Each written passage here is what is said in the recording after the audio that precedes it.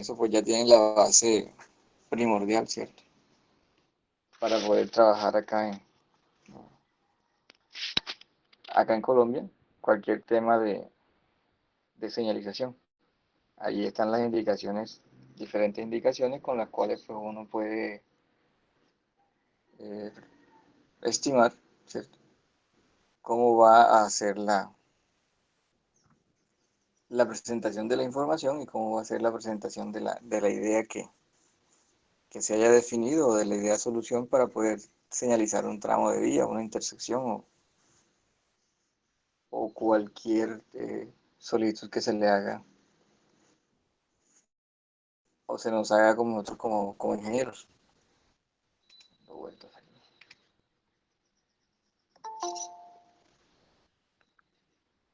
Aquí aprovechamos y van llegando los demás.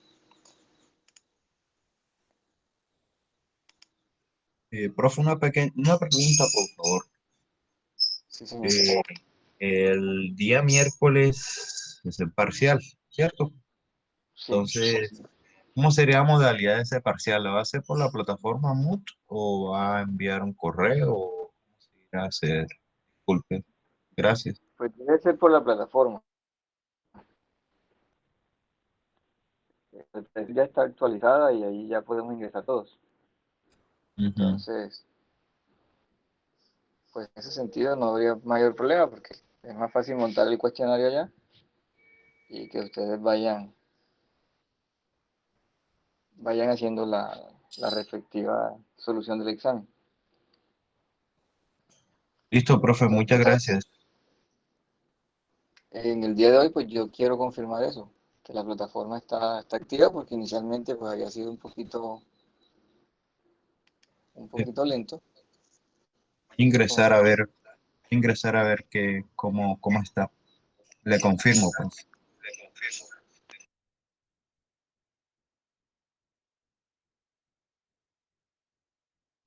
Profe, disculpe, yo tengo una duda con respecto a un tema anterior.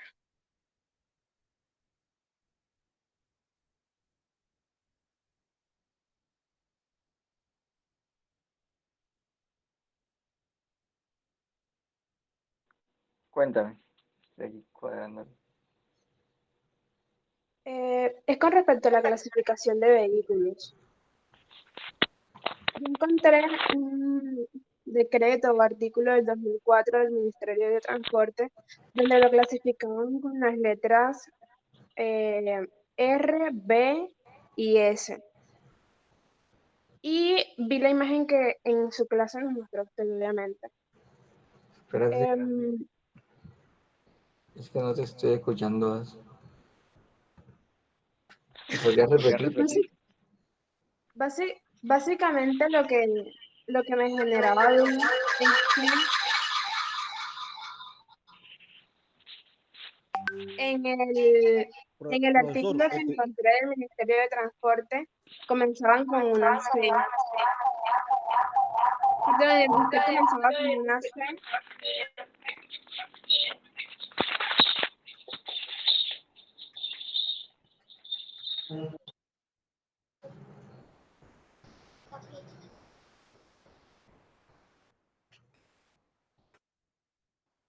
profesor, yo quiero hacerle una pregunta, ¿me escucha?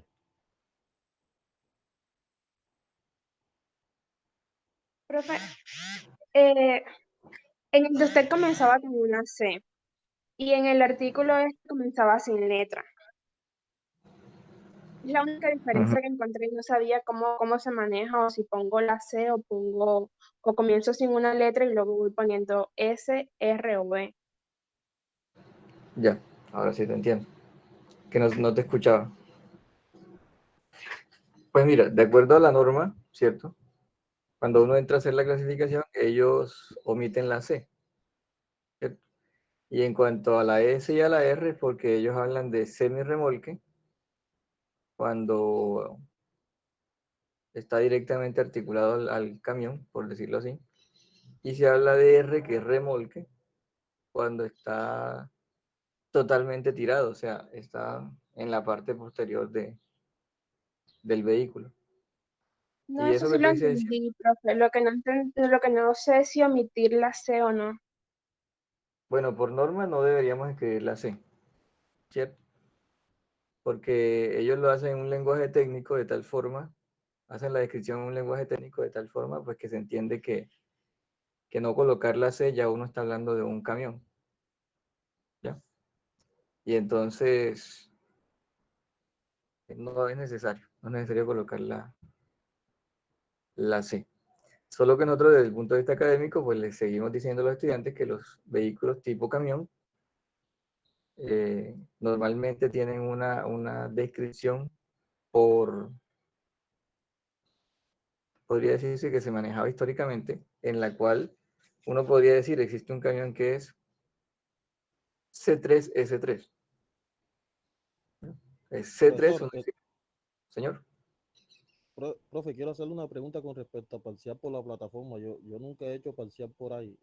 ¿Me podría hacer el favor de indicarme por dónde tengo que entrar por la plataforma Pues para yo usted poder debe hacerlo? ingresar como estudiante con su clave y su código de acceso, su contraseña. Y en la Sí, plataforma pues vas a tener las diferentes asignaturas matriculadas. sí. ¿Ya? Una vez estás allí, pues debes entrar en este caso, al curso de vías. Y en el curso de vías encontrarás un link donde al hacer clic podrás iniciar el examen. Me confirmo, entré al Moodle y en la plataforma no ha actualizado el curso de vías para este semestre. En mi caso, no sé de los demás. Sí, puede que haya ocurrido. Igual yo hice la solicitud y la debo revisar. Bueno, Listo. Gracias, Víctor. Entonces, estábamos aquí con Lina. Entonces, Sí, Lina, profe. al momento de, por ejemplo, al momento de colocar la información, ¿cierto? Podremos colocar la descripción del vehículo omitiendo la C. Es más, en mis parciales yo no la coloco, ¿ya? Porque es una de las aclaraciones que se hace en la clase de que, pues por norma, la C se omite.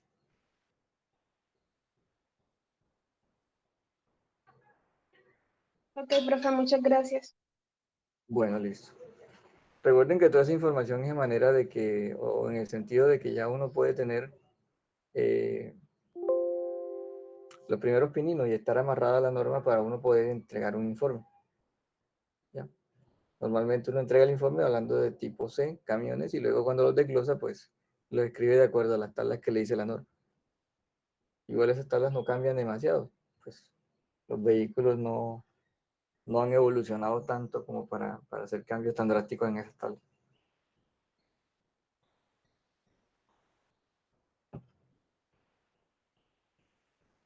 Bueno, vamos a buscar aquí. ¿Alguna otra pregunta, inquietud? No sé.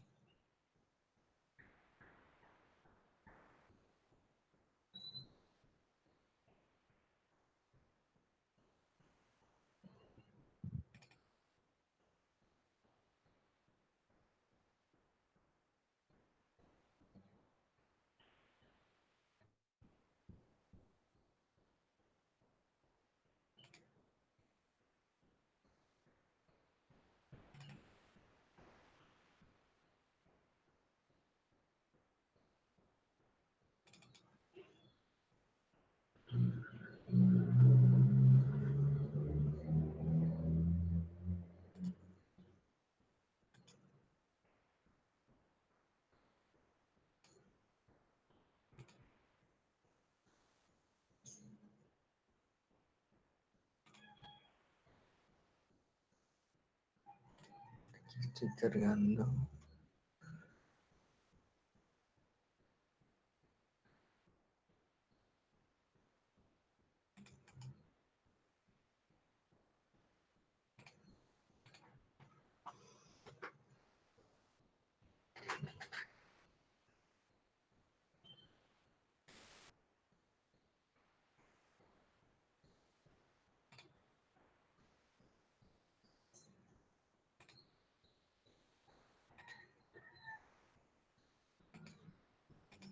Me imagino que ya tuvieron la oportunidad de descargar el manual de señalización. Este es el manual más, o no existe más, ese es el manual actualizado, realmente. Es un manual de señalización que pues ya tiene en cuenta el tránsito en calles y carreteras, e inclusive coloca la parte de ciclorrutas. ¿Por qué? Porque pues en esta última versión 2015, o la más reciente, ya se tiene en cuenta el tránsito en bicicleta por las diferentes calles y andenes, y espacios definidos para hacer la circulación en bicicleta, para permitir la circulación en bicicleta. Rápidamente, pues, quisiera entrar en el capítulo, mirar el capítulo, ¿cierto? Y entonces lo que aquí hacemos es como una reflexión de cuál es el objetivo, ¿cierto? Y cuáles son los antecedentes. Porque con los objetivos y con los antecedentes podemos entender, ¿cierto? La razón de ser del manual, de por qué existe y por qué ha sido la necesidad de que podamos o de que lo tengamos, ¿cierto? Como una herramienta que es una herramienta de comunicación entre los diferentes actores de la vía, o los diferentes actores del tránsito, y que si todos entráramos a respetar ese marco legal y a entender la importancia de este tipo de elementos o este tipo de señalización, muy seguramente podríamos tenerlas por más tiempo, es decir, conservarlas, y podríamos evitarnos cierto tipo de accidentes, ¿sí? Entonces, de esto es importante, por ejemplo, esta parte, el capítulo 2 con relación a las señales verticales, donde pues uno empieza a mirar cuáles son sus funciones, la clasificación, mejor dicho. Es importante pues que hayan hecho la lectura de este manual eh, en su parte introductoria y en la parte de las señales que son las que realmente a nosotros nos interesan en mayor medida ahora en esta parte del curso. Entonces, por ejemplo, aquí tenemos señales reglamentarias.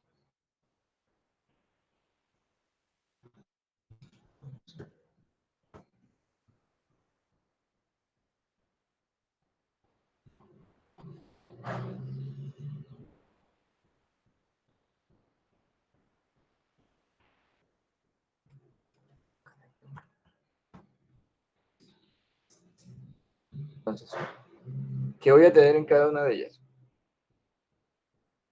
Voy a tener, primero, lo que hemos de la lectura realizada, podemos saber que reglamentarias pues sirven para notificar a los usuarios, ¿cierto? Una prioridad o una orden, un reglamento. Por eso son rojas, por eso son eh, de carácter llamativo, para que las personas puedan entender la importancia y la necesidad de cumplir con este tipo de señales. Y entonces uno encuentra la clasificación de prioridad, de prohibición, de restricción, de obligación, de autorización. ¿Ya? Y seguidamente, pues las encuentra y en cada una de ellas le van a decir una descripción. Entonces, ¿qué es lo que uno les dice a los estudiantes? Pues uno como ingeniero debe conocer las normas, conocer las señales, ¿cierto? Y tener una visión general de dónde usarlas y para qué se usan. Entonces, ¿por qué? Esa parte es importante, porque así, si usted la conoce, podrá en un momento dado recomendarla y utilizarla, ¿ya? Y la ventaja de tener el manual es que, por ejemplo, me dicen, la primera señal, ¿cuál es? La de pare. SR01, señal reglamentaria 01. Y luego, en este manual,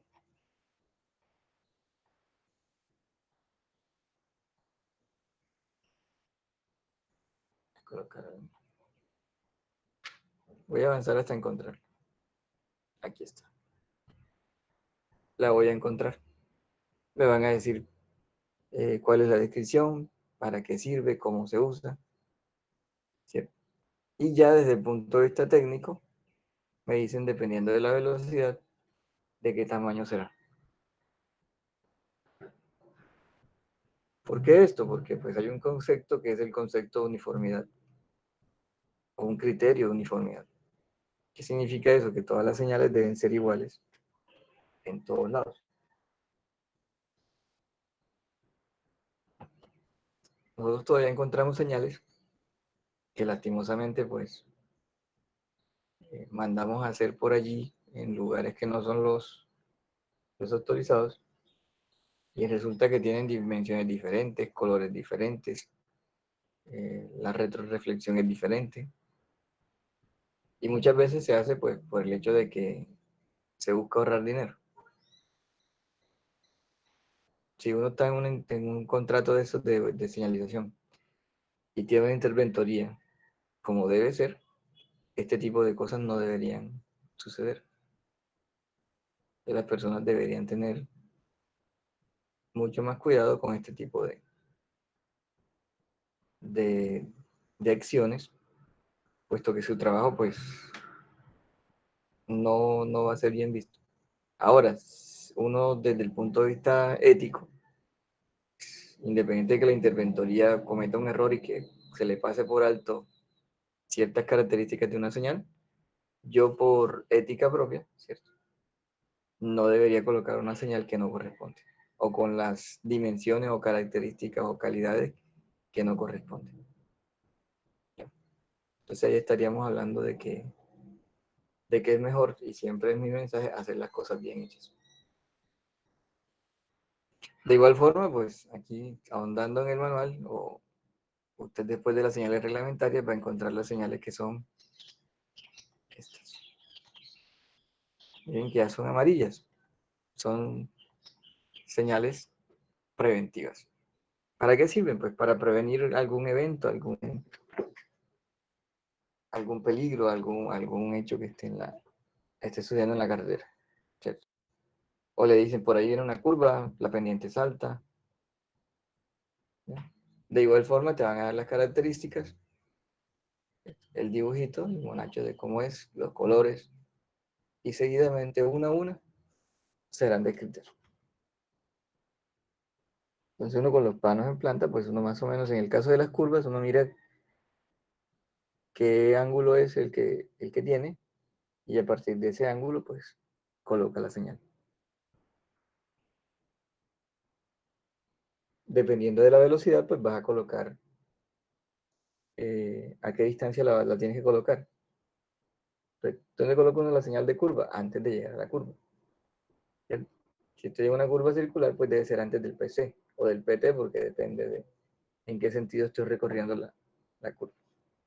¿A qué distancia? Aproximadamente muy aproximadamente a lo que es el valor de la velocidad. ¿Ya? Entonces, por ejemplo, si voy a una velocidad de 80 kilómetros por hora, la señal se debe colocar algo así como de 80 a 100 metros antes de llegar al punto de arranque. Si estoy en una curva que es espiralizada, pues lo voy a hacer antes del ET o del TD, que es espiral tangente, tangente espiral. Algunas veces por razones de espacio, pues uno puede colocarla en el límite donde lo recomienda la norma. Ahora recuerden, no se debe colocar, alguien diría, no, yo voy a avisar de la curva mucho antes. No, porque el cerebro humano pues toma la información, sigue conduciendo en recta y pensaría, ah no, me dijeron que hay una curva pero no la hay, eso era mentira, o ya lo olvidé. Y entonces puede que no lo tenga en cuenta. Por eso es que se debe colocar en el lugar eh, que ha sido definido por la norma, porque pues es parte de un estudio, de un ejercicio de revisión. Luego tendríamos señales que son informativas. Miren que estoy pasando rápidamente, solamente para... Y en esas señales informativas, pues como dice su nombre, son señales que sirven para dar información a los conductores, a los peatones, ¿cierto? hacia dónde dirigirse, a qué distancia se encuentran de su destino, cuál es el lugar donde están, ¿cierto? Entonces ya habrá flechas, vallas,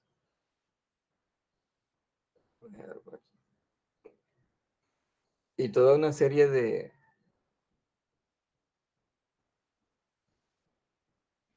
Aquí llegué, señales informativas.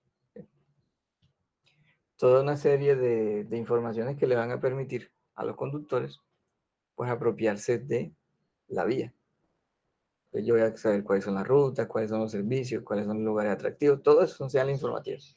Entonces ya se han definido en diferentes grupos. Vamos a mirar a través de esta imagen. Entonces, por ejemplo, esta me dice hacia dónde va, que si voy derecho a Tunja, hacia acá a Guateque, ¿cierto? Y más o menos a qué distancia.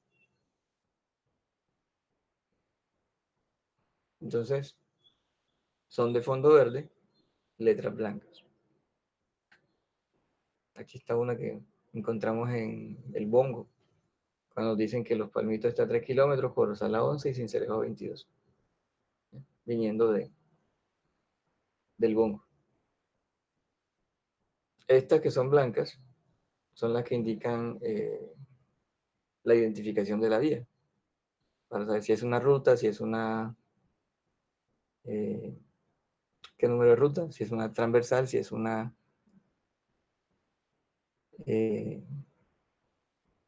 troncal.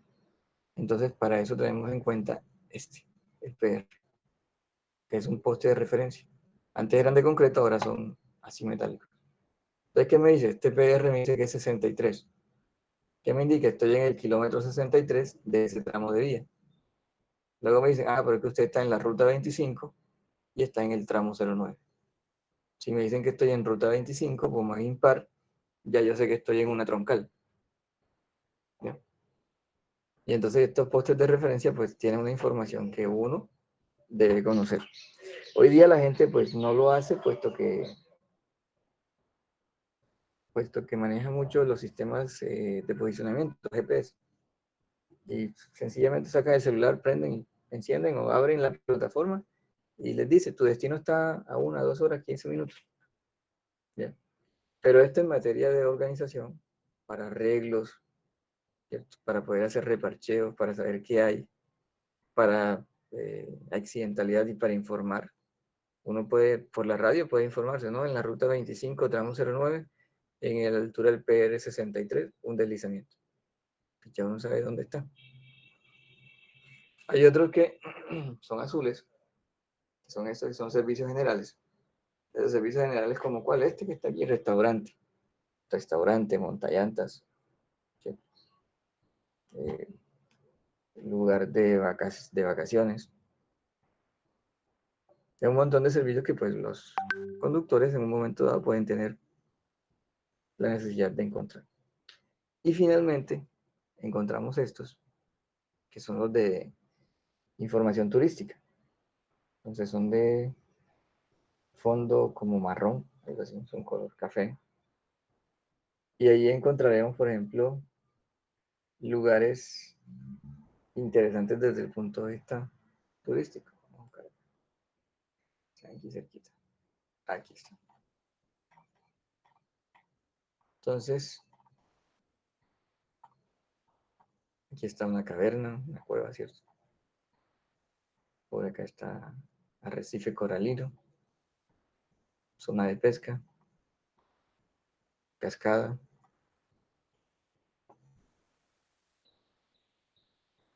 Acá tengo como unos termales. Entonces miren que son sitios a los cuales las personas pues se dirigen, sobre todo en esta época de Semana Santa, bueno, en otra época más normal, para ir y pasar pues un rato alegre, un rato chévere, como es. Entonces ahí tendríamos los 3 tipos de señales. Señales de reglamento, las señales de reglamento hay que cumplirlas porque el no cumplimiento de estas señales pues tienen una multa. Están las señales que son informativas y las que acabamos de mirar. Y tenemos las señales que son preventivas, porque le indican a uno una situación que se va a presentar en la carretera.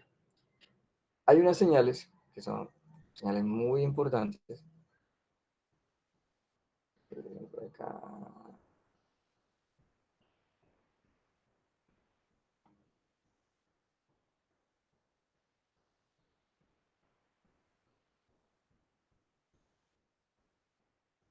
Aquí. Detengamos acá.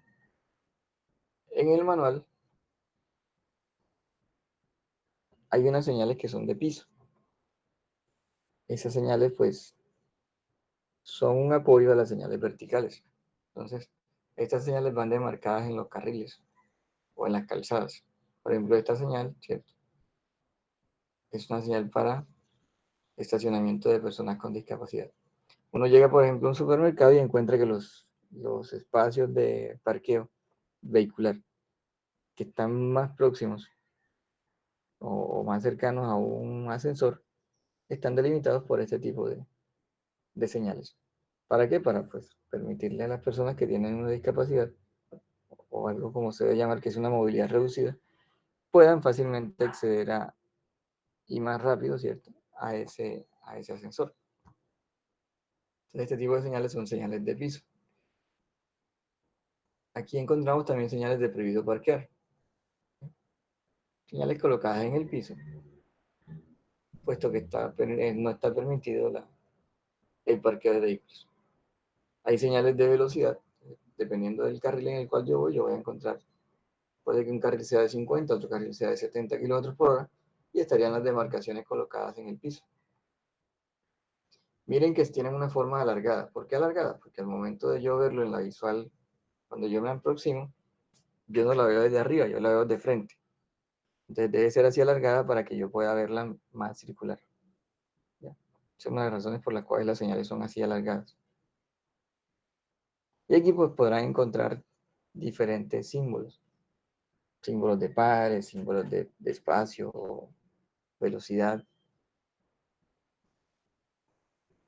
las cuales pues están dentro de este grupo que es el que nosotros denominamos grupo de leyendas. ¿Ya? Recuerden, la señalización puede ser señalización vertical o puede ser señalización horizontal. La una es un apoyo de la otra. Pero normalmente decimos que la horizontal es apoyo de la vertical.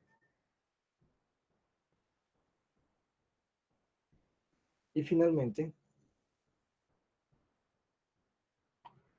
este capítulo, que es el capítulo 4,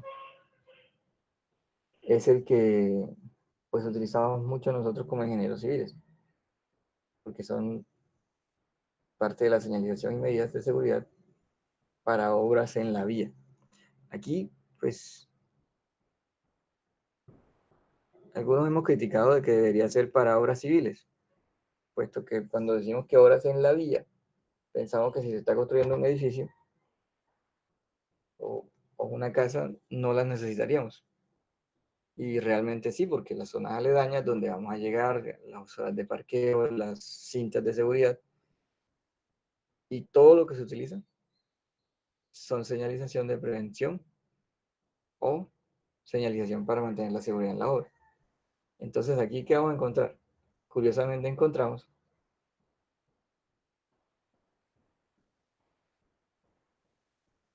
señales de color naranja, ¿cierto?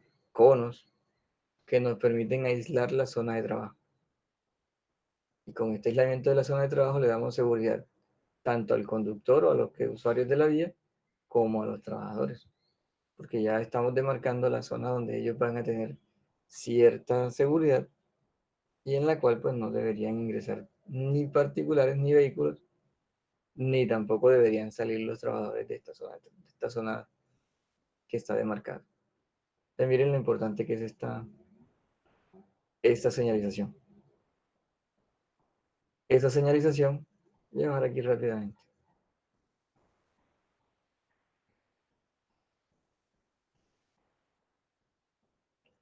Se organiza a través de esto, del PMT, el Plan de Manejo de Tránsito.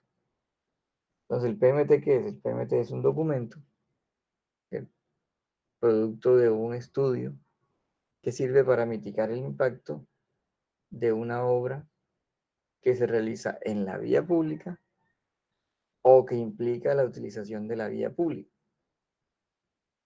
¿Ya? Por lo que les decía, si yo estoy construyendo algo, yo debo tener una ruta para bolitas, unos espacios para colocar los materiales, que llegó aquí, y eso me va a permitir entonces mantener, ¿cierto?, la seguridad en la obra y tenerla de forma organizada. ¿Qué señales se usan? Entonces, acá otra vez. Curiosamente son las mismas señales. Voy a bajar acá.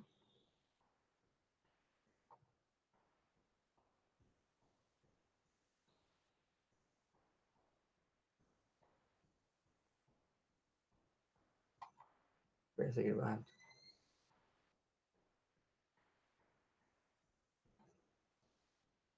Miren que todo esto es PMT.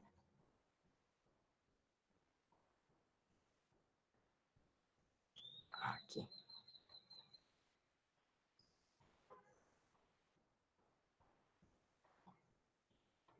Las señales de obra son muy parecidas a las señales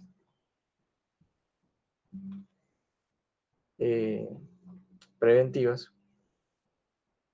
Son iguales o muy parecidas a las preventivas, a las informativas, son iguales a las reglamentarias. Aquí es importante que las reglamentarias, como son parte del reglamento, como son señales que si yo las violo me pueden multar, no cambian. ¿Ya? O sea, que las señales reglamentarias, tanto en una vía normal como en una vía en construcción, son las mismas, porque yo no puedo ni agregar ni quitar una letra a la norma. Muchas veces uno pasa por un garaje, ¿cierto? Y se han inventado esa señal así que dice prohibido parquear garaje.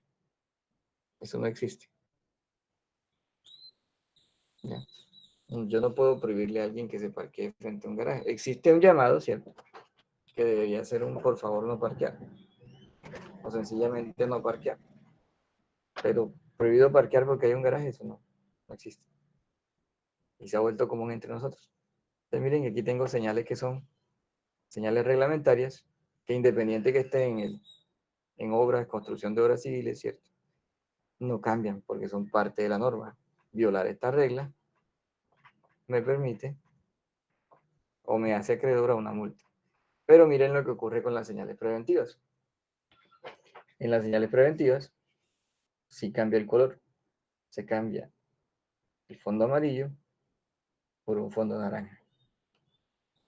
Cumplen la misma función de las señales preventivas, las normales, pero se colocan en color naranja para indicar a los usuarios, primero, que son temporales, y segundo, que corresponden a una señalización en un área donde hay una obra, la construcción de una obra en la vía o la utilización de una obra de una vía porque estamos construyendo todas.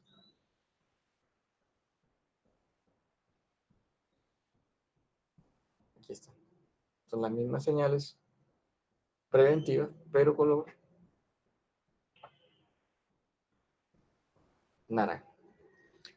Luego viene una parte muy interesante, ¿cierto? Que es un esquema. Este manual es muy parecido a los manuales gringos.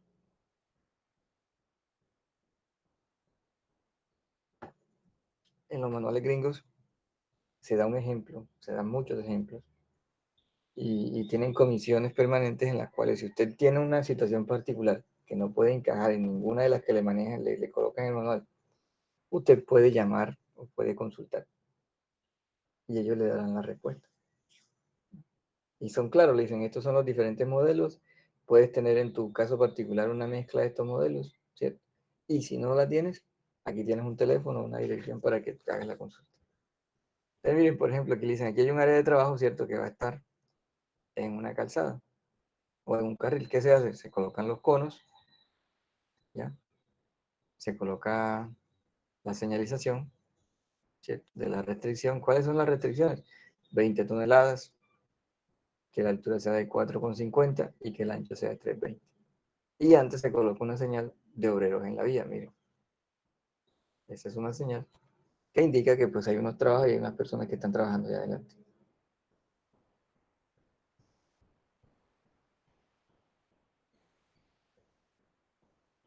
Aquí está cada una de las señales.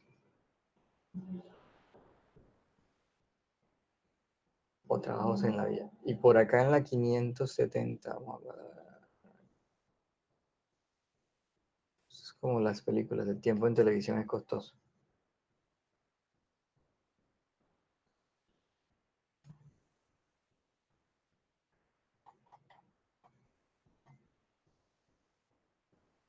Aquí le dan la información de cómo deben ser los chalecos, ¿cierto? Para proteger a las personas. Y luego,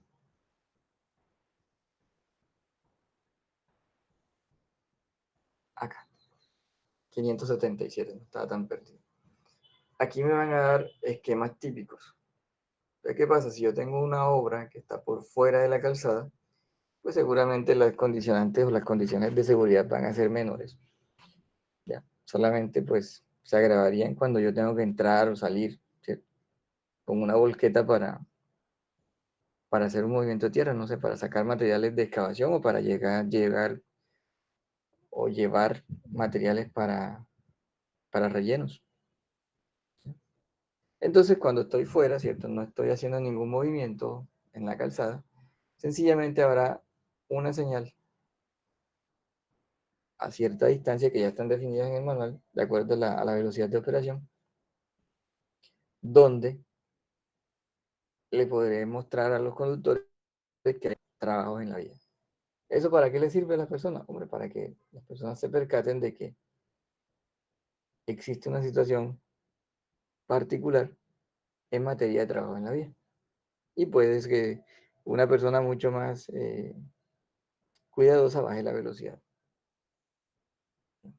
Aquí se hace el llamado de atención, no, mira, hay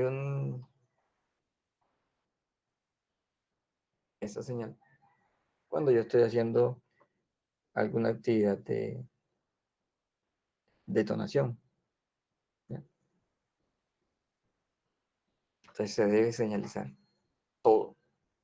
Zona de detonaciones, apagar radio y celulares, porque la onda los puede afectar. ¿Ya? De marcar muy bien la zona o el área. Y pues se le hace el anuncio a los... ¿Por qué se hace ese anuncio? Porque qué tal que uno vaya en la carretera y escuche semejante explosión y no sepa de qué es o por qué es. ¿Ya?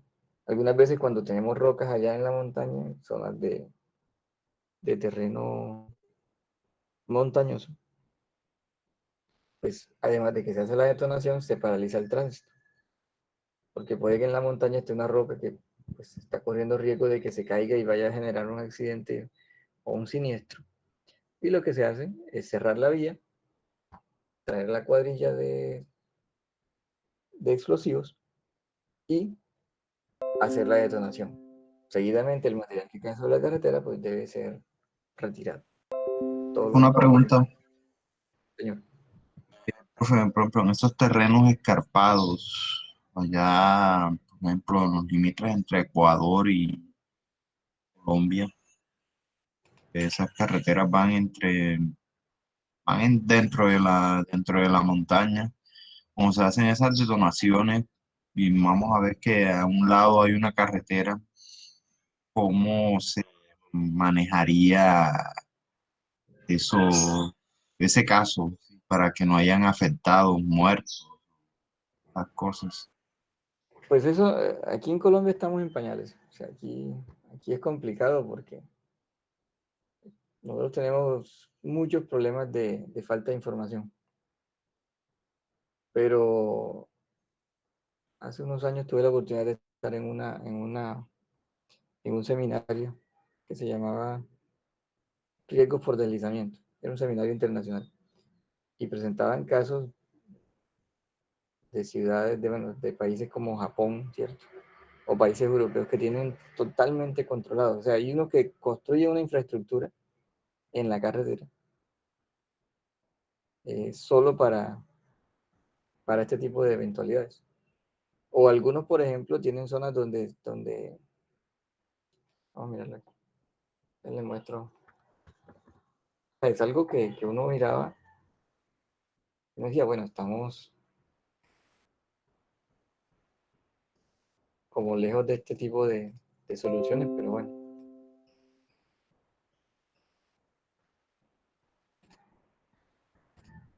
Entonces, por ejemplo, uno podría decir, bueno, esta es la vía, ¿cierto? Y aquí yo tengo el trazado, así me sale. Ahí se perdió. Me colgó el mouse.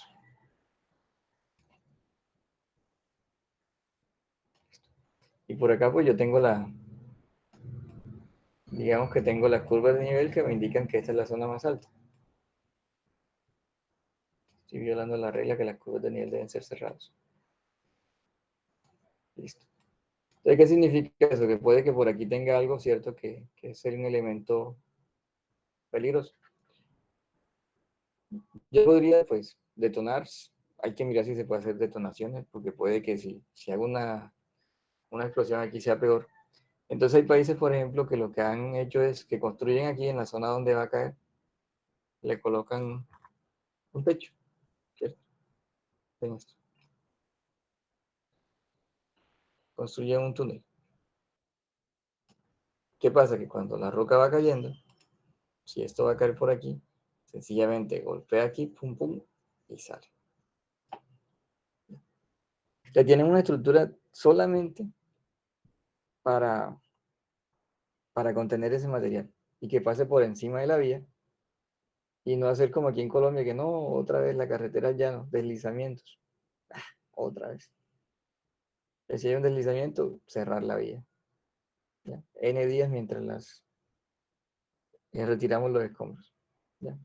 Otros, por ejemplo, han sido también mucho más agresivos, tal vez son muy agresivos, en el sentido de que puede que tengan, esta es la vía, aquí tienen la montaña, digamos que, vamos a colocar esto, esta es las curvas de nivel, aquí voy de forma ascendente, ¿cierto?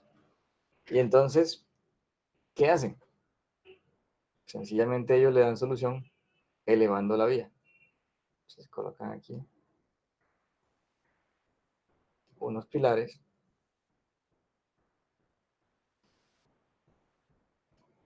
y por encima de los pilares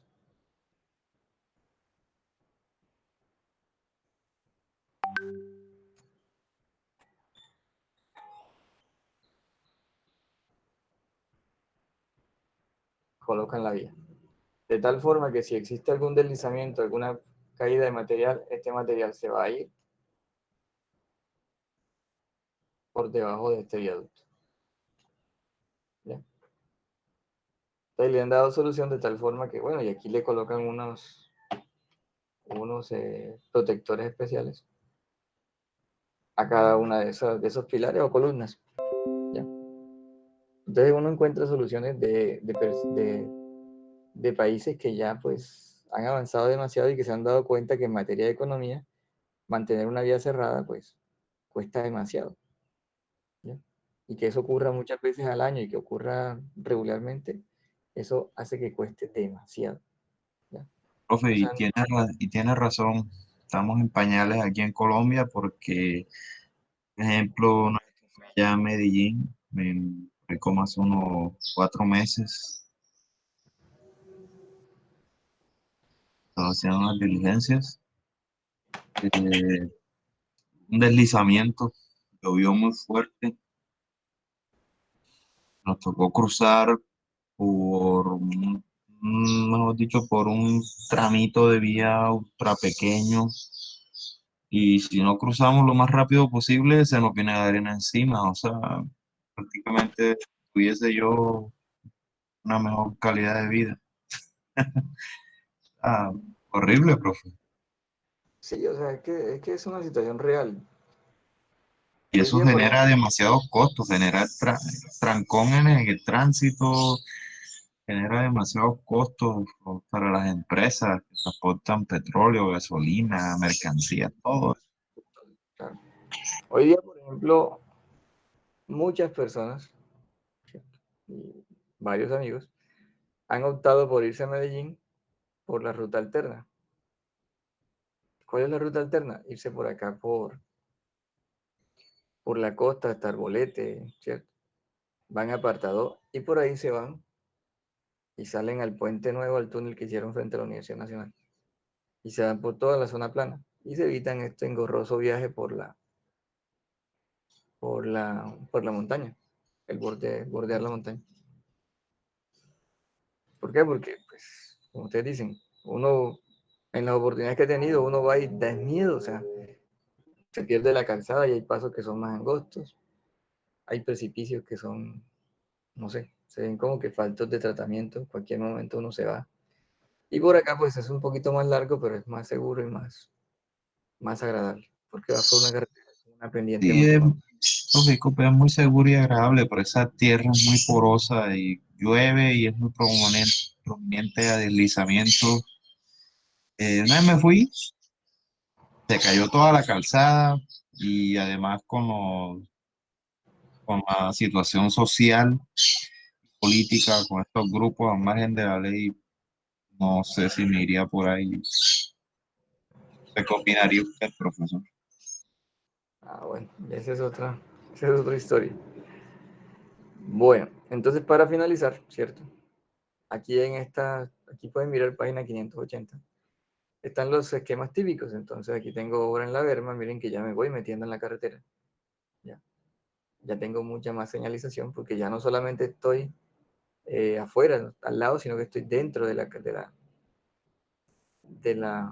de la calzada. Ya estoy en la berma. Ya, miren cómo es la señalización.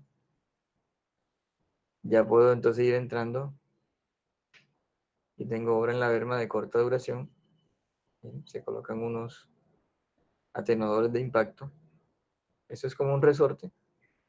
El carro llega, pum, pum, y él absorbe la energía del vehículo que se estrella. ¿Y qué hace? Pues proteger aquí en la zona los obreros, ¿no? Aquí está un cierre de Berman autopista. Es complicado por las velocidades que se manejan. Quiero es mirar cuando ya me voy metiendo. Aquí sigo en Berma y aquí estoy en calzada. Miren que me tocó cerrar la calzada, puede que yo a construir un puente, entonces, o un box culvert, no sé. Y miren que cuando yo voy a construir un box sobre una vía, realmente me toca hacer dos. Pues me toca hacer este que es el temporal, o el paso temporal, dependiendo del agua, ¿ya? Dependiendo de la cantidad de agua, pues puedo hacer algo así como como una batea. No sé si recuerdan hace como 8 años, no sé, cuando se cayó el puente Pechinlín ahí en Tolo Viejo, pues, ¿qué hicieron? Como la carga de agua no era tan alta, pues uno podía circular por aquí en vehículos relativamente grandes, ¿ya? Pasaban por aquí, por una batea, colocaron una estructura para poder pasar.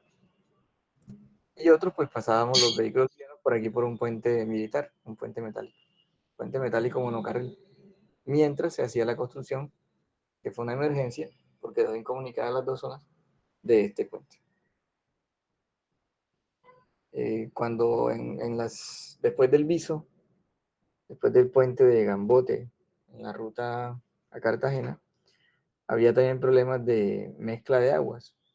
Que, pues, había problemas de que no había paso de agua de un lado al otro, entonces no había esa mezcla de agua dulce con agua salada y estaban afectando de ciertas especies, tanto vegetales como animales, e hicieron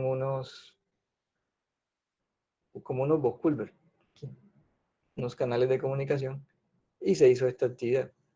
¿Qué hacían? Pues colocaba uno por acá con un terraplén, o sea, mejor dicho, se construía uno temporal, mientras hacía el otro que estaba en concreto. Este se colocaba unos tubos para permitir el paso del agua y acá se colocaba como un dique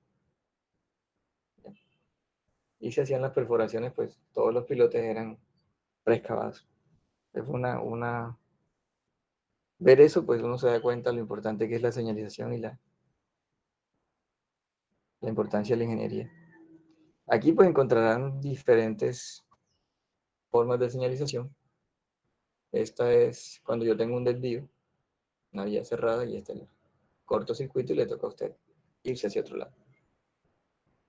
Entonces eso es lo que uno quiere que ustedes miren, que miren el manual y que pues puedan identificar, ¿cierto?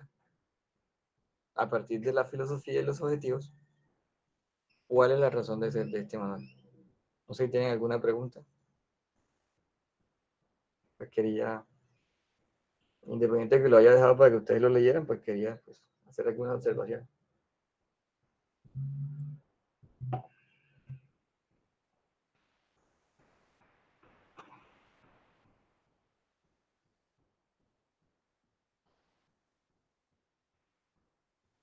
Profesor, voy a serle sincero, yo estudié las diapositivas que usted me envió, pero esta no la he estudiado. Entonces voy a pedirle el favor que lo, que pase esas diapositivas por el Eh, WhatsApp. ese es el manual, realmente no son diapositivas, es el manual. El Ah, manual ok, lo el pueden manual. descargar de la página del INVIAS. Sí, señor. Ya les paso un contacto donde están los documentos técnicos y allí pues lo pueden descargar. Como les digo, la idea es que lo puedan mirar. Ahora, no es aprendérselo de memoria, no, sino ojearlo, tal vez manipularlo. Ya uno sabe que primero están las reglamentarias, después están aquí les voy a pasar el vínculo por WhatsApp, donde están los documentos técnicos. Allí lo pueden descargar. No se los paso porque pues pesa demasiado. O sea, es un documento que tiene muchas gráficas y eso hace que sea muy pesado. Bueno, Listo, profe, ya lo voy a empezar a descargar. listo. Que no recuerdo cuánto pesa. Sí, está en 39K. 39.000.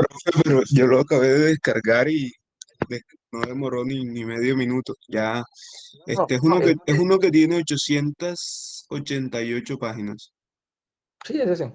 No, lo que te digo es que es mucho más amigable descargarlo que enviarlo. Bueno, acá tengo 802, 902, 870. Es que no sé si me diste el número de hojas o páginas. Porque él viene con la introducción y eso, y ahí se gasta otros hojas. Bueno, entonces vamos a pasar aquí.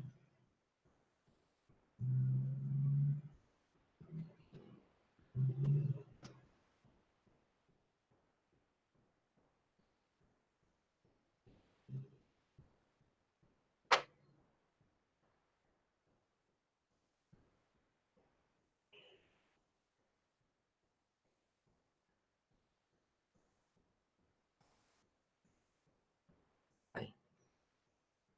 Creo que pueden ver mi pantalla de capítulo 4, ¿cierto?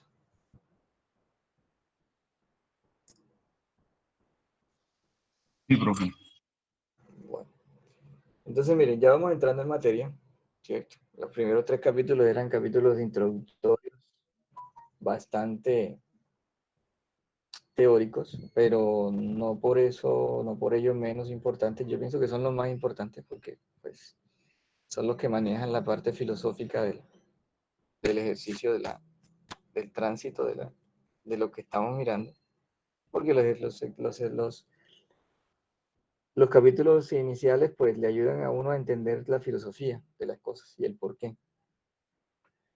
Que se vuelve tedioso porque, bueno, qué voy a leer yo? Pues, o como decía Sergio, no, yo esa parte no la he leído. O sea, ¿qué tienen que leer para el parcial? Es todo, ¿cierto? ¿Y qué es todo? cualquier documento que se les pase por enfrente, cualquier cosa que, cualquier cosa que vuela a tránsito, hay que ojearla, hay que leer. ¿Por qué? Porque no se puede uno quedar con lo que está en las diapositivas. Las diapositivas son un esquema de organización para que uno pueda tener ideas, pero eso y cómo es, y que sea todo eso, pensar que eso es todo. Permítanme apagar algo.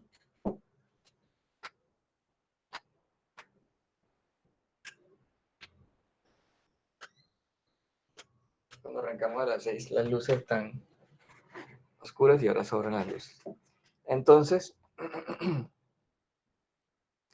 entramos en materia, podría decirse con los volúmenes. ¿Alguien podría decirme qué son los volúmenes de tránsito? Profe, antes de eso, disculpe, no sé si usted tiene una presentación, pero sigo viendo el manual. ¿Sigues viendo el manual? Ah, bueno, yo tengo una presentación que por eso les pregunté que no sé qué ha pasado con Meet, pero no me deja, ahí, no me deja hacer la presentación en PowerPoint, entonces la estoy haciendo en PDF. No Que darle puedo dar cuenta. calificación 0, profe, porque está presentando problemas. ¿Sí? ¿Al profesor o al...? No, admit. No, Listo. usted no, profe. Usted no. Ah, bueno, no, es que No, profe, yo los soy... volúmenes de tránsito, pues, es esa cantidad de vehículos que pasan por cada 5 minutos o horas, un determinado tiempo, ¿sí? Y por una determinada sección o punto. Eso es importante. Eso es importante porque eso ya nos da un orden de magnitud en cuanto a las magnitudes, ¿cierto? Sobre todo cuando uno va a hacer estudios de tránsito. Bueno, aquí dice volúmenes de tránsito, pero cuando uno va a hacer volúmenes en general, ¿cierto? No es lo mismo, eh, no es lo mismo que yo me vaya a un barrio. Voy a hablar de algo que no debería estarse hablando en ningún lugar del mundo, pero se maneja, que es el estrato. ¿Qué pasa si yo voy si yo voy a hacer un estudio, cierto, de movilidad? Y yo voy a ir a un estrato 5 o por allá Florencia. ¿Cuántas personas encuentro en una casa, en una vivienda? ¿Cuántas personas normalmente puedo encontrar en una vivienda? ¿Quién me dice un dato? De 3 a 5 personas. Como De 3 a 4 o 5 5. personas. ¿Por qué 3? ¿Por qué 4? ¿Por qué 5? Porque el número de hijos Mm, son, son, son Por pocos, lo, profesor. si es un Oh, estrato 5, ¿qué? Venecia, Sí, por ¿sí? ahí. Sí. Bueno, según estudio de tránsito que hice, pues no se encontraba y nada más estaba la empleada del servicio, que No, no no, recibían visitas ni nada. no. ¿Cuántas personas viven ahí? Por ahí unas 3 personas con la empleada de servicio, Que no tienen hijos. sin hijos. Y si voy a lo les digo, voy a hablar de estratos porque se maneja en Colombia, pero no debería manejarse en ningún lugar del mundo. Y si voy a un estrato 1, ¿cuántas personas viven en una casa? Profe, viven en una casa hasta 10 personas, Hasta 10. Entonces tipo de poblado. miren lo importante que es el concepto de volúmenes, ¿cierto? Porque le permite a uno ir analizando ciertas situaciones. Entonces, cuando usted va a hacer un estudio de tránsito, de movilidad, a usted le toca escoger en diferentes puntos de la ciudad, en diferentes barrios, algunas casas aleatoriamente escogidas, para ir y preguntarle a esas personas, bueno, ¿y usted cómo se mueve? ¿Ya? De entrada, si yo voy a un barrio estrato 5, estrato 6, voy a encontrar que hay menos personas, 3, 4, porque la mamá, el papá y 2 hijos o un hijo. Si voy a un estrato 1, voy a encontrar 10. ¿Ya? Puede ser la mamá y papá, 3, 4 hijos, que vive el abuelo, que vive el tío y más gente. ¿Ya? Entonces, por esa razón es que existen mayores aglomeraciones en zonas que son de estrato más bajo. Sumado a eso, las personas de estrato alto pueden tener su vehículo particular, mientras que las personas de escasos recursos no tienen su vehículo particular. Hoy día pues han recurrido a la moto, pero no necesariamente ha sido la solución. ¿Ya? Entonces, una de las grandes críticas que existen a nivel mundial es que cada día estamos oprimiendo más a los pobres. ¿Qué es lo primero que hace una persona que no tiene recursos? Pues irse al lugar más barato donde puede vivir. ¿Y el lugar más barato donde puede vivir cuál es? Lejos del centro o lejos de cualquier lugar de la ciudad. ¿Ya? Lejos. ¿Eso significa qué? Significa que allá es más barato, pero seguramente como está tan lejos del trabajo, le toca gastar más tiempo en el transporte. ¿Ya? O le toca gastar mucho más horas de sueño para llegar a su trabajo. O sea, más sacrificios. ¿Ya? Entonces los estamos haciendo cada vez que las personas que necesiten realmente llegar al trabajo rápido se encuentren más lejos. Por la simple situación de que, como están lejos, son más horas en el transporte, puede que tengan que tomar uno o dos transportes y sea más costoso. Y esa es la gente que realmente construye las ciudades. O sea, existe un desbalance, ¿ya? Entre lo que realmente se quiere y lo que realmente se tiene. Bueno, si quisiéramos aterrizar no tan filosóficamente ni de una forma tan general en cuanto a los volúmenes, uno podría decir que, primero aclarar por dónde circulan los vehículos, ¿cierto? Uno podría decir, bueno, uno dice que las carreteras son físicos tangibles, los puedo agarrar, ¿cierto? Los puedo tocar, pero son estáticos. Igual las calles, igual las intersecciones, igual los terminales. Recuerden como parte de un sistema de transporte, ¿ya? Eso es fijo. Pero están cargados o están solicitados por el tránsito. Uno siempre dice, ¿cómo construiste el diseño del pavimento? Ah, porque para que soporte las solicitaciones del tránsito. Ah, ya, qué bien. Así funciona. ¿Ya? Para que aguante. Entonces, en ese aguante uno dice, ah, no, espérate, pero es que el que tiene que aguantar volúmenes de tránsito.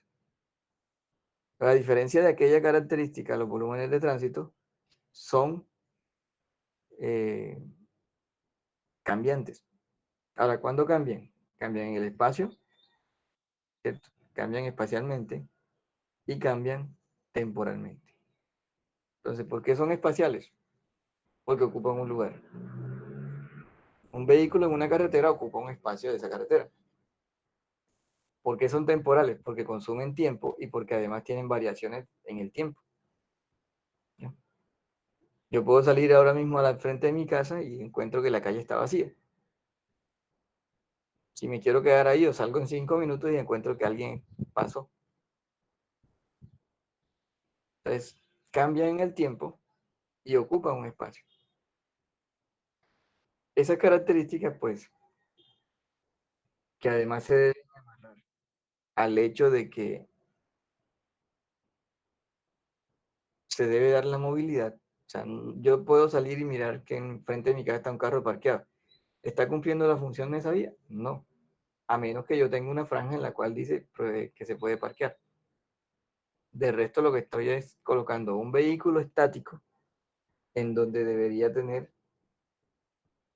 una circulación. Allí estaría errado el concepto de tránsito. Voy a avanzar acá. Entonces, uno dice, bueno, si el problema es espacio-temporal, esa es una de las grandes deducciones del tránsito. Si el problema es espacio-temporal, podría decirse que hay distribuciones que son espaciales y hay distribuciones que son temporales. ¿A qué obedecen las distribuciones espaciales? Que dependen a la oportunidad que tienen las personas de tomar una ruta o una línea de circulación con base en su satisfacción. Entonces, por ejemplo, si yo voy a ir, digamos que a Cartagena, yo puedo decir, bueno, yo me voy a ir por acá por Carmen de Bolívar. O me voy a ir por Toluviejo. Entonces ahí empieza uno a mirar un origen y un destino, pero con base en la satisfacción que va a recibir el conductor, con base en las oportunidades que va a recibir el conductor, toma una u otra vía. ¿Ya? Entonces de eso depende que exista una distribución espacial. Por ejemplo, alguien diría, no, es que a mí me gusta irme por María la Baja o por Tolu Viejo porque es más rápido. Otro dice, ah, pero es que esa vía está un poco mala, entonces por allá mi carro sufre demasiado, yo prefiero irme por acá por el Carmen de Bolívar. No, es que en el Carmen de Bolívar están arreglando la vía y los pares son muy recurrentes y me voy a demorar demasiado. Entonces empieza a haber una serie de deducciones que hacen que en el momento de tener diferentes alternativas, uno va escogiendo una alternativa diferente. Y eso no solamente ocurre para un viaje tan largo como Sincelejo o Barranquilla. Uno podría decir, bueno, si yo vivo en Argelia y quiero, o en Alfonso López y quiero ir a la Universidad de Sucre, alguno diría, no, yo me voy por Alfonso López, atravieso el centro y me voy por allá por la zona de la Ford, de las clínicas, no sé. ¿No? Otro dice, no, yo mejor me voy hasta el Parque de las Vaquitas, bajo Luis Carlos Galán y por ahí subo hasta La Ocala y me voy luego por allá por eh, Las Peñitas. ¿No? Otro día, no, yo mejor salgo, ¿cierto? Soy Alfonso López, llego al semáforo de Lara y me voy hacia el colegio eh, Simón Araujo, tomo la troncal y luego entro nuevamente por Brasilia, porque por allá para mí es más rápido. Entonces, encontraremos una serie de deducciones que van a permitir que si yo tengo un origen y un destino, yo aplico mi ecuación, ¿cierto? Yo digo, por aquí es mejor para mí y seguramente por ahí me voy a ir. Eso en materia de distribuciones espaciales, porque tengo opciones para poder cambiar de un lugar a otro, para poder irme de un lugar a otro. Luego tengo las distribuciones que son temporales. Entonces, las distribuciones temporales son producto de qué? De los estilos y la forma de vida. Entonces, por ejemplo, si no estuviésemos en la pandemia, y sin embargo, ayer el dato decía de que viajaron o salieron a circular 7 millones y algo de vehículos en Colombia, o sea que la gente sí salió en Semana Santa.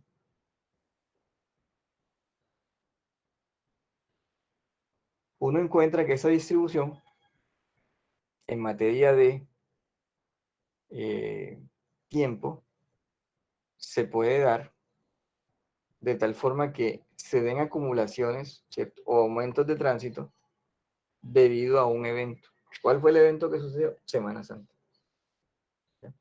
La gente seguramente el día miércoles, bueno, dependiendo de cuál sea su actividad, pudo salir de casa el día sábado, domingo de la semana pasada,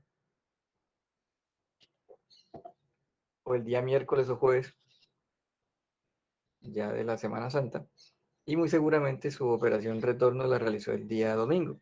Ahora, otros dirán, yo prefiero hacerla el día sábado, pierdo un día de vacaciones, pero me evito ese estrés de entrar a una ciudad muy cargada de tránsito. ¿Ya? En vacaciones de junio también. ¿Ya? Mucha gente viaja por el hecho de que tengo la oportunidad de estar con tiempo libre. Entonces, todas estas situaciones son las que permiten tener las distribuciones que son espaciales y distribuciones temporales.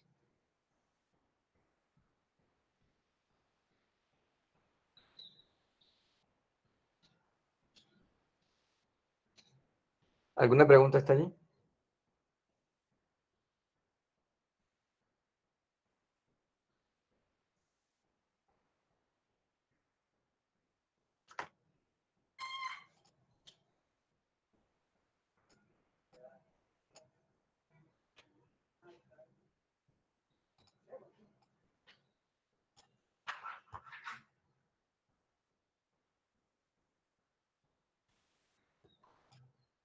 No hay preguntas.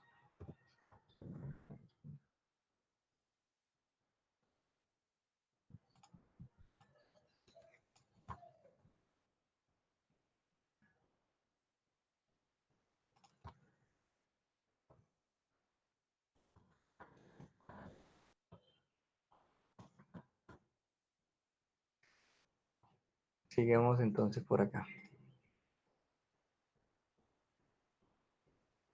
Bueno, entonces les decía, ya empezamos a mirar las definiciones desde otro punto de vista, porque ya empezamos a tener definiciones, pero que van a ser aplicadas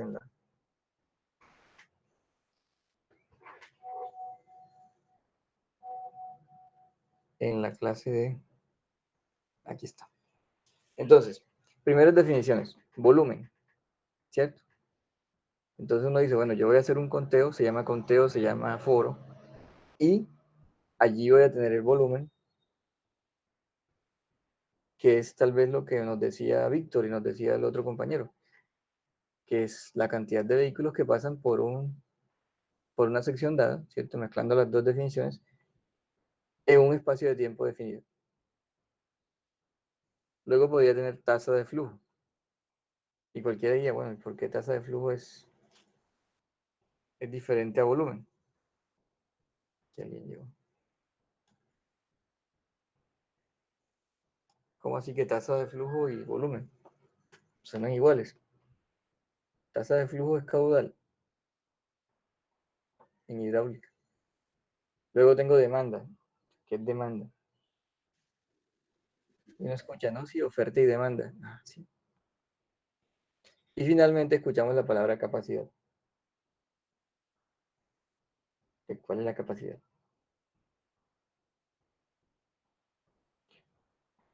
Si yo fuera a mirarlos uno a uno, yo entonces dijera, bueno, vamos a mirar aquí el volumen. ¿El volumen qué es? Es el número de vehículos o personas que pasan por un punto durante un tiempo específico. Y si me voy a tasa de flujo, ya me hablan de frecuencia con la cual pasan las personas o los vehículos durante un tiempo específico, pero que puede ser menor a una hora. Entonces, ¿qué pasa? Que el volumen puede ser, yo salgo a una esquina, a una vía, estoy 2, 3, 4 horas y digo, bueno, por aquí pasaron 5.342 vehículos. Ah, qué bien, listo. Eso no tiene referencia pues a ninguna otra. Sencillamente digo cuántas personas pasaron, cuántos autos pasaron, o cuántos vehículos y en qué tiempo. Mientras que la tasa de flujo, ya ahí sí me toca especificar si fue en una hora, ¿cierto? Porque ahí es tiempo específico menor, puede ser igual a una hora.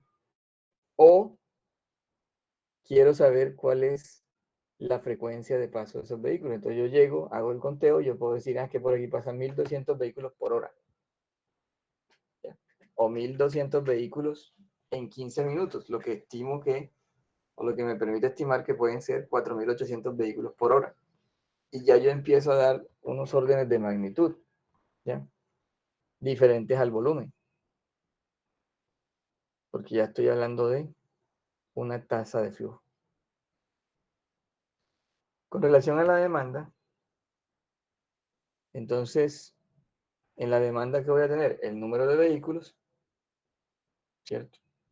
O personas que tienen el deseo de viajar y pasan por un punto durante un tiempo específico.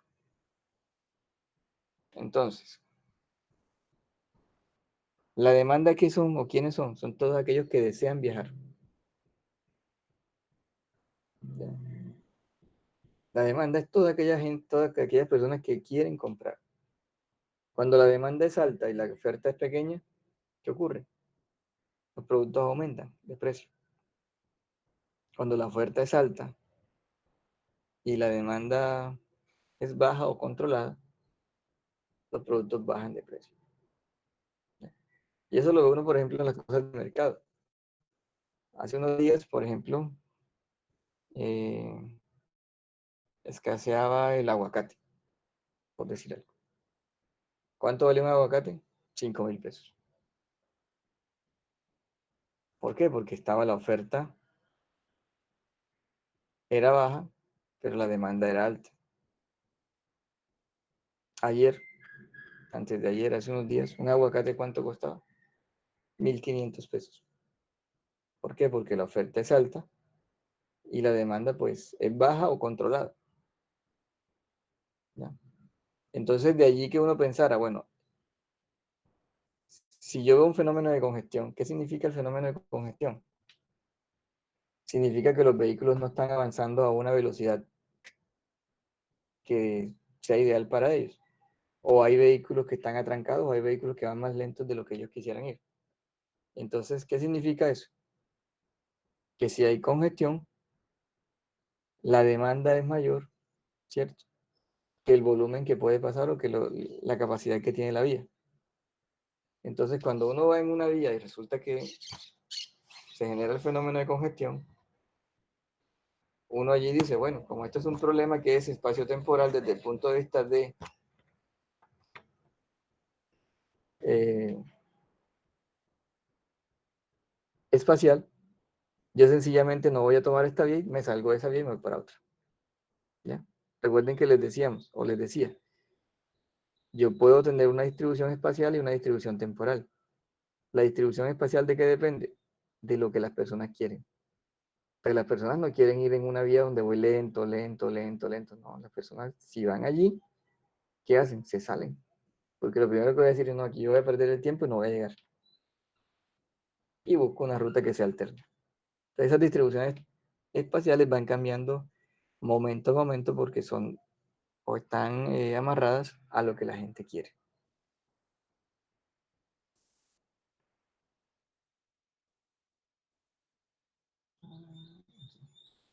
Y finalmente tendríamos el concepto de capacidad. Entonces, el concepto de capacidad, ¿qué es? Es el número máximo de vehículos que pueden, ¿cierto? O sea, es como uno dice, lo que aguanta la vía, que pueden pasar por un punto durante un tiempo específico. Y esa capacidad realmente es la oferta. Entonces, si yo tengo una vía que ya llegó a su máxima capacidad, quiere decir que la oferta se está quedando corta. ¿Ya? ¿Qué pasa si una vía tiene más vehículos que los que la capacidad o su capacidad le permite? Esa vía va a entrar en una operación a congestión. ¿Ya? Entonces, ¿cómo sabe uno cuánto es la capacidad? Pues la capacidad se calcula de acuerdo a unos parámetros, ¿cierto? Que dependen del tipo de vehículo, el tipo de vía, las características de la vía. Y de allí uno pues tiene una capacidad que es calculada o es estimada. ¿Ya? Entonces, aquí uno encuentra tres definiciones. Una, la demanda. Son los vehículos que esperan pasar o que esperan ser servidos. ¿Cierto? Y la capacidad son los vehículos, la cantidad de vehículos que pueden pasar o pueden ser servidos. Si llegan más de los que pueden recibirse, pues ya se genera un fenómeno de congestión. ¿Ya? Entonces, esto es lo que nos dice a nosotros por qué se presentan fenómenos de congestión en las ciudades. Pues hay unas capacidades instaladas y a partir de esas capacidades instaladas, las personas decidimos hacer uso de las vías o de las infraestructuras. Una vez superamos con nuestra carga vehicular o nuestra carga peatonal esas estructuras, se empiezan a dar fenómenos de congestión. O sea, hay más de lo que debería haber. Y eso ocurre en todos lados, no solamente en tránsito. Usted llega a un hotel y el hotel tiene para 20 alcobas. Si ya llegaron las 20 alcobas, ¿qué puede hacer? Irse a otro lado. Porque sencillamente ya allí no va a encontrar espacio para usted estar. Entonces la capacidad eran 20. Si ya llegaron 20, ya no se puede superar su capacidad. ¿Ya? Solo que en tránsito es un poquito más complicado porque el tránsito es vehículos que van en movimiento, vehículos que tienen la capacidad libre albedrío para tomar decisiones. ¿Ya? Por ejemplo, cuando les colocaba el ejemplo de que Ir a Cartagena, pues tienes dos opciones. Otro diría, no, me voy por Barranquilla y cojo la ruta al mar y llego a Cartagena. También se puede. Demora más, pero tal vez disfruta más. Entonces ahí tenemos 4 elementos, que son volumen, tasa de flujo, demanda y capacidad. Con ellos pues ya hacemos la introducción a lo que son los volúmenes de tránsito y cómo los voy a contabilizar o cómo yo los voy a describir. Entonces lo primero que voy a hacer es decir, bueno, ¿qué es el volumen de tránsito? Otra vez, es el número de vehículos que pasan por un punto o una sección transversal en un periodo determinado. Entonces miren que Q, que es lo mismo que caudal, es igual a N, que es el número de vehículos que pasan, y T, que es el periodo de tiempo determinado para ese paso. ¿Ya? Ahí tendría la definición de volumen. Aquí me devolví.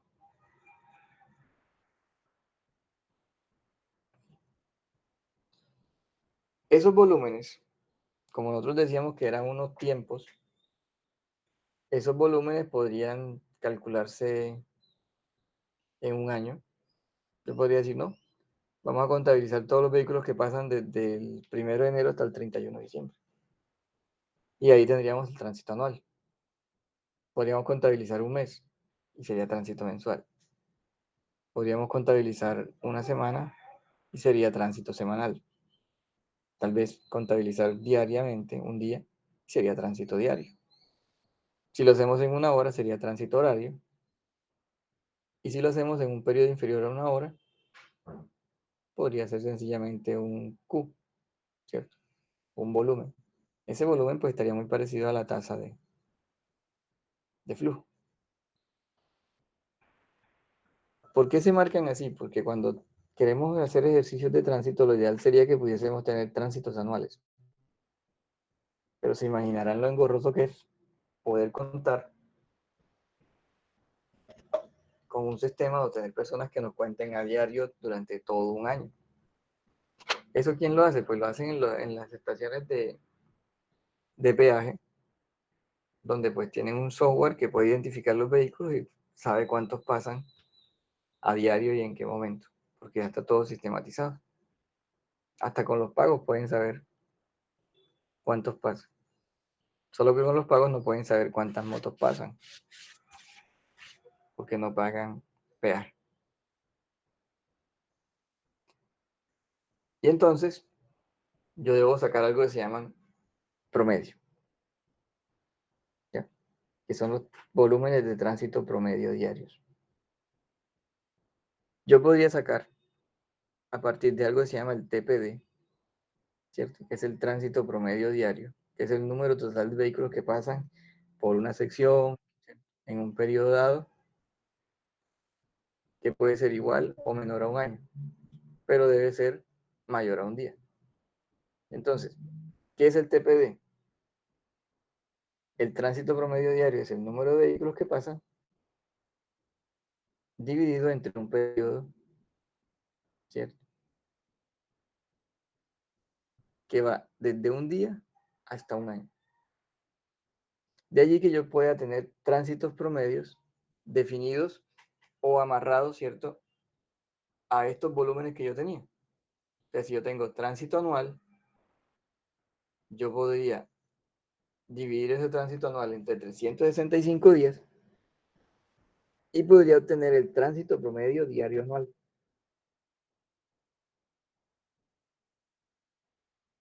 Porque tengo todos los volúmenes de todo un año y tengo todos los días de un año. Que se llama tránsito promedio diario TPD a tránsito promedio diario anual. También podría tomar un mes y entonces podría hallar el tránsito promedio diario mensual, el TPDM. ¿Qué voy a hacer? Pues voy a coger todos los días del mes, tránsito mensual, y lo divido entre 30 porque lo voy a dividir entre el número de días que tiene un mes. Pero contar un año es mucho, contar un mes es demasiado, en términos de logística. Entonces uno recurre al tránsito promedio diario semanal. En el tránsito promedio diario semanal, ¿qué se hace? Que es el que hace el INVIES. Se cuentan todos los vehículos durante una semana y se divide entre los días de la semana, o sea, entre 7. Y con eso se puede tener un tránsito promedio diario, pero a partir de un conteo semanal. Ahora, ¿qué problemas tenemos en esa situación? Pues que hay que escoger muy bien la semana del año. Porque si es una semana de enero, todavía la gente está de vacaciones. Si es diciembre, la gente está de vacaciones. Y puede que aumenten los flujos. Si es en época de netamente oficina, trabajo, no sé, un abril. Abril, sí, podría ser. Seguramente los flujos van a ser bajos, que no habrá turistas ni habrá nada. Entonces normalmente se debe escoger una semana que sea lo más representativa del año para que sea una semana promedio, o sea, ni la más cargada ni la menos cargada. Normalmente eso se hacía antes en el mes de octubre, pero ahora con lo de la semana de Uribe, que llaman la semana de receso escolar, en esa semana se aumentaron los volúmenes porque hay flujos de personas que salen con los niños. Entonces regularmente se está haciendo ahora entre septiembre y los primeros días de octubre, para tener un valor que sea bastante representativo. Entonces ahí podríamos tener el tránsito promedio diario semanal. En el INVIAS, aquí tenía una...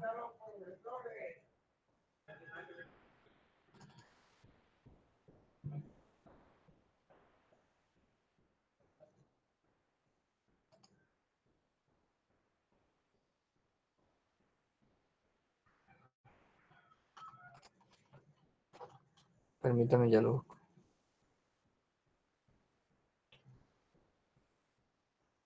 Tenía uno descargado y no sé dónde lo mandé.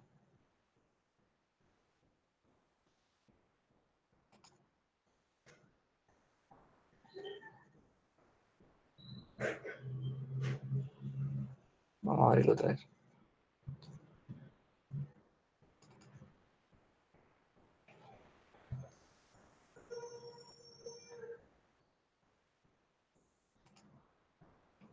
El INVIAS, que es ya les comparto, que es el ente, pues, administrador.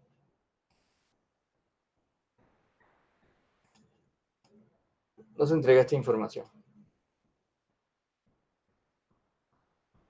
Esta información, si pueden ver la tabla de Excel, Sí, profesor. bueno, esa información es el histórico, ¿cierto?, de los volúmenes de tránsito de todo el país. Entonces, por ejemplo, aquí vamos a buscar una... Sí, súper, aquí estoy. Entonces yo digo, bueno, aquí tengo las estaciones.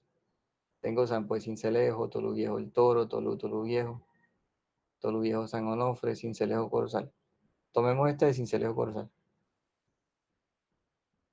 Entonces, ¿qué tengo? Es la estación 507. Se encuentra con una longitud de 10 kilómetros.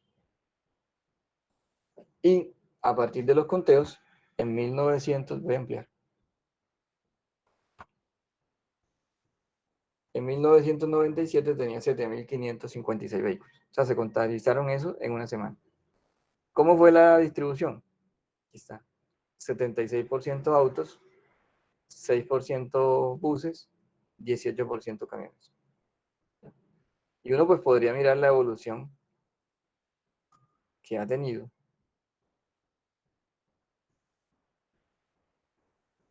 Y miren 1998, miremos aquí en el 2000,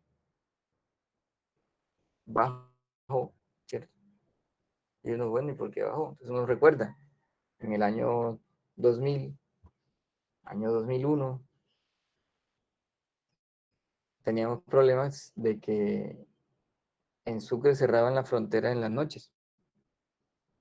Nosotros que estudiábamos, pues en Chimú, le decían a uno, bueno, te toca salir antes de las 6 de la tarde porque a las 6 cerramos las fronteras.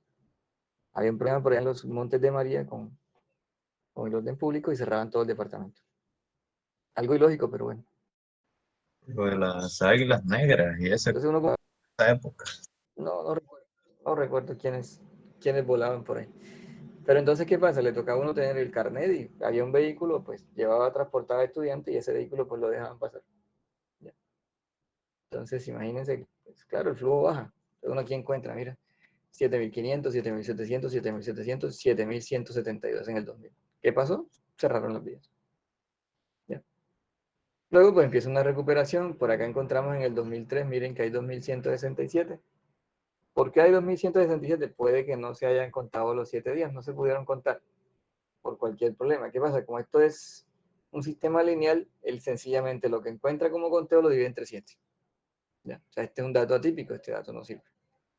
Luego miren por acá en el 2010, aquí estamos, 8.800, ya tenemos 66% de autos, 10 de buses, 24 de camiones. Miren cómo creció el transporte. Y aquí están hasta el 2017, miren. Tenemos 8.754. ¿Ya? Seguramente si ahora buscamos datos de 2018, 2019, 20, encontraremos que puede que hayan bajado algunos flujos entre Sincelejo y Corozal, a menos que coloquen la estación de aquel lado del peaje, porque ya existe la variante.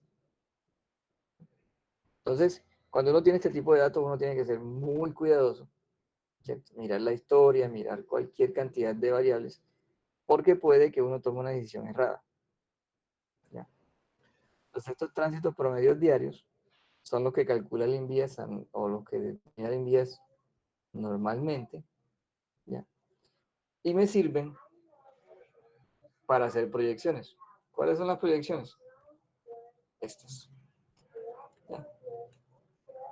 Yo puedo, a partir de esos datos, a partir de esa serie de datos, yo puedo construir unos modelos. Y un modelo puede ser sencillamente esto.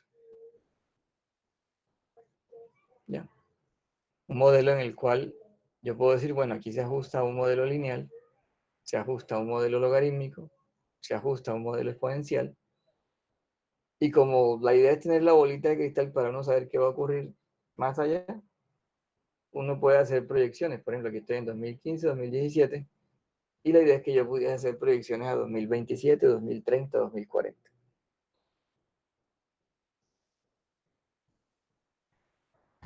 Disculpe una pregunta, ¿y esa estación de Invías aquí en Sucre, Cincelejo Corozal, en qué tramo está ubicado?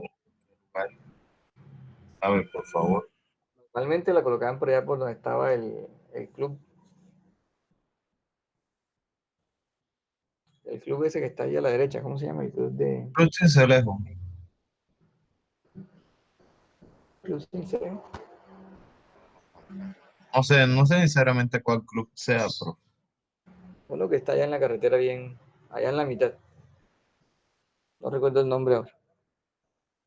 Por ejemplo, la que sí recuerdo que colocaban era la de Sincelejo San Pues, y la colocaban ahí en la Becerra. Allí estaban los planilleros, pues, y todavía están los planilleros una semana en el año y cuentan. Este año, por ejemplo, ahora que salgan los datos del año 2020, va a ser un dato totalmente atípico. ¿Ya? Estuvimos encerrados 3 meses casi, entonces, pues claro, los datos dirán, dentro de unos años dirán, ay, ¿qué pasó? ¿No?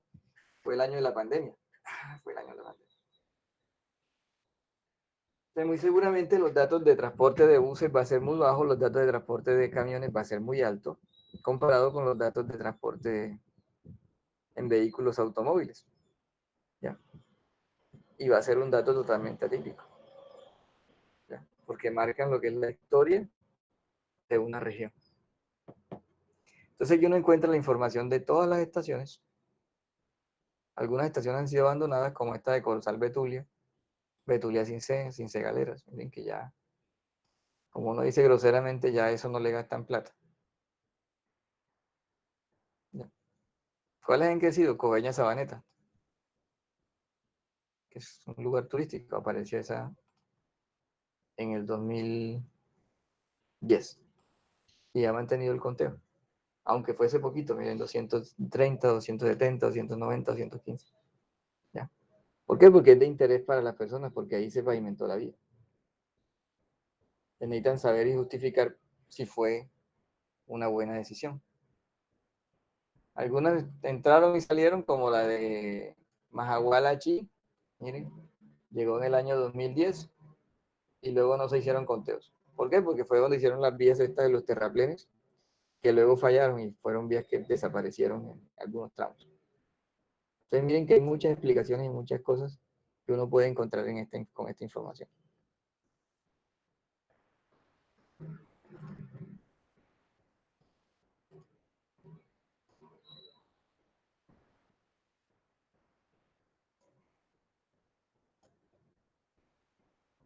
Entonces, sigamos acá. Y vamos por aquí. Tránsito promedio diario puede ser a partir de conteo anual, conteo mensual y conteo semanal.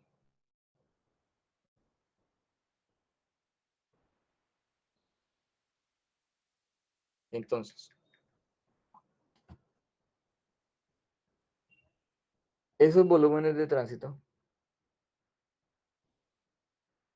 es importante clasificarlos de tal manera que yo pueda tener volúmenes horarios máximos, porque los problemas se van a dar de tal forma que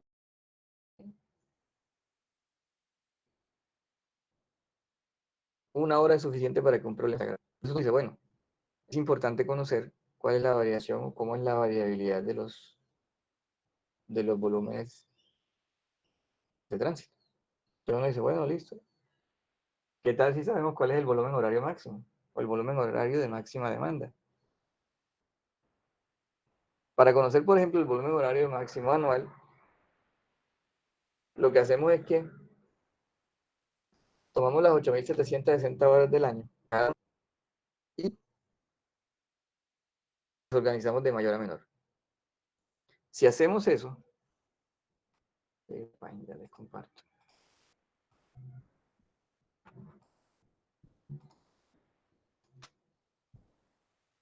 Si hacemos eso, muy seguramente podremos traer una gráfica que sea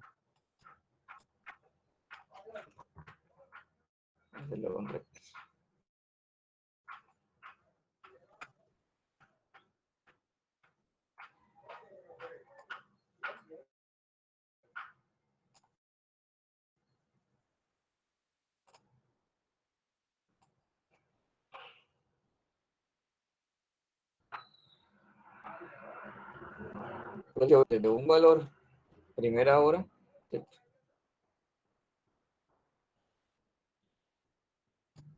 la hora 1, hasta una hora que es la 8.760. Y voy a ir colocando los valores. Entonces, ¿no? En la hora 1 tuvo este valor. En la hora 2 tuvo este valor. En la hora 3 tuvo este valor. En la hora 4 tuvo este valor. Y al final, ¿qué voy a tener? Pues una curva. Y entonces la curva puede ser así. Y luego hace esto así. ¿Ya? ¿Para qué me sirve eso? Para poder identificar que normalmente, donde tengo la hora 20 o la hora 30, ¿cierto? Corresponde a un valor en el cual muchos de los volúmenes siguientes van a estar cubiertos. ¿Ya? ¿Qué significa eso? Que si yo cojo, por ejemplo, la hora 20 o la hora 30 como mi hora de trabajo, como volumen horario, ¿cierto? Yo podría decir que en el año solamente se me van a presentar estos 20 o 30 volúmenes en los cuales mi carretera va a estar superada ¿cierto? En capacidad. Pero de resto, las 8.740, 8.730 que me quedan, la vía va a funcionar bien, ¿ya? ¿En qué sentido? En que yo no voy a tener la necesidad de construir una vía para este tramo, porque esos volúmenes pueden ser volúmenes pico, volúmenes muy altos, y uno no puede construirlo para ese tipo de volúmenes. Entonces se toma la 20ª o la 30ª, ¿cierto?, hora de volumen anual. Es una pregunta. En el eje de las X, de las horas de 1 a 8.760, ¿es en escala normal o escala logarítmica? Normal. Normal. Normal. Solamente la información de cómo están organizadas las horas. Sí, aquí están. Esta es ya todos los puntos. Ahora, lo que sí va a variar es, por ejemplo, esta hora 1 puede ser que se dio el, qué sé yo, 2 de abril, ¿cierto?, entre las 2 y las 3 p.m., por ejemplo. Aquí. Esa es la primera. La segunda puede ser el 25 de diciembre, tal. O sea, tú vas a tener una hora tras otra hora, organizadas como de mayor a menor. Y la curva va a ser esta.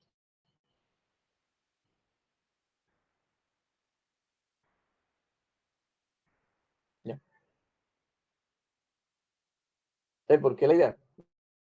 ¿Por qué la gráfica? Porque la idea es no tomar el máximo, ¿ya?, sino que vamos a irnos a un espacio y con eso digamos 20, 30 horas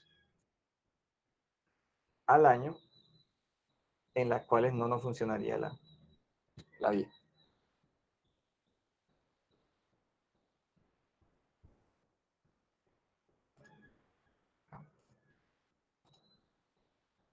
Y entonces ahí tendríamos el volumen horario de máxima demanda.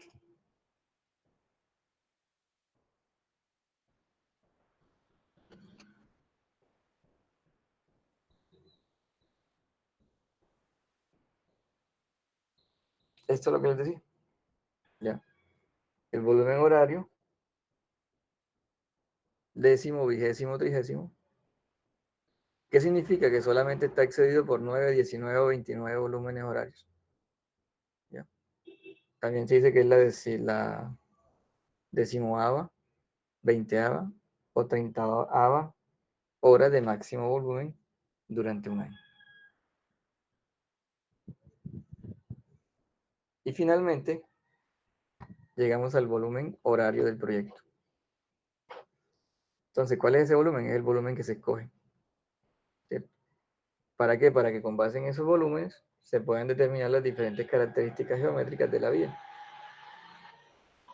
Por eso les decía, en algunas universidades normalmente primero ven tránsito y después ven diseño geométrico. ¿Por qué? Porque es que a partir de los volúmenes es que se pueden definir las características geométricas.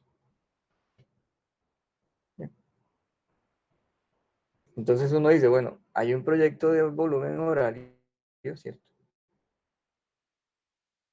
Es un pronóstico, es una guía, y no puedo tomar el máximo, porque yo no puedo construir para el máximo. Si yo lo hago para el máximo, estaría diciendo que voy a hacer inversiones muy grandes, ¿ya? Lo que hago es arriesgarme a que mi volumen funcione para cierto número de vehículos. Y puedo decirlo así, mi diseño funciona de tal forma que 9, 19 o 29 horas al año puede que se genere una congestión. Del resto funcionará perfectamente.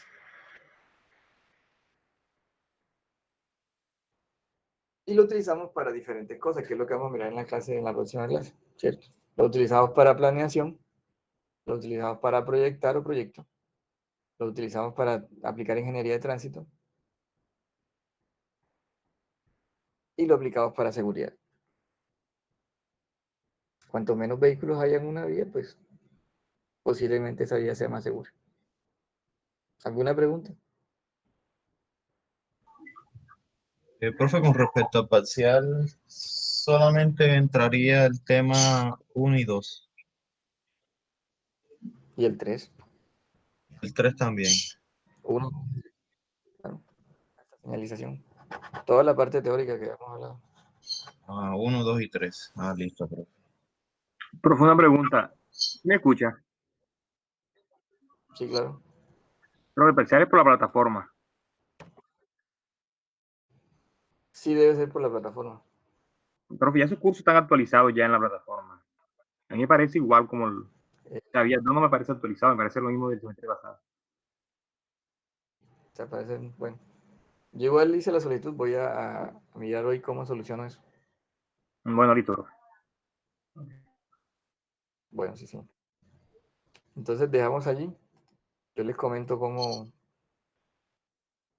me va con lo de la actualización del curso, que ya debería estar actualizado, pero bueno.